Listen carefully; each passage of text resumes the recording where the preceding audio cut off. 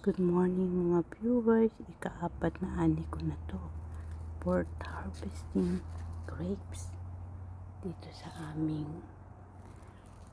ubas. Konting puno lang natanim namin, pero namuman napakarami.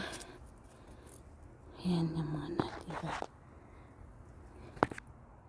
pulang ubas yan, yung green hilaw pa. Dahil ika-4 na ani ko na. Yan ang tinira ko. Kung gusto nyo matikman, sabihan nyo lang ako kung nandito kayo. Yan. Wow. Ngayon, kung makakakita naman kayo sa store, bibili na kayo. Dahil healthy ang pagkain ng ubas. Yan. May natira pa pala akong balik doon. Hindi ko na nandun sa tuktok yun. Hindi ko na yan bibidyohan kasi mahirap. Papasok ko talaga yung kamay ko doon. Yan.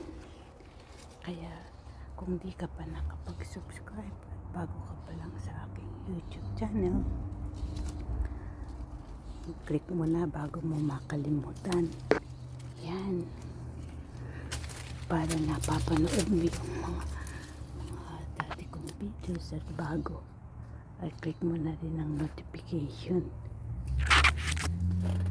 para lagi kayong updated. Sinasabi ko ano yung mga pataba na ginagamit ko. Mga matipid na pamamaraan ng pataba. Yan. Okay? Thank you for watching. See you on my next vlog. Bye.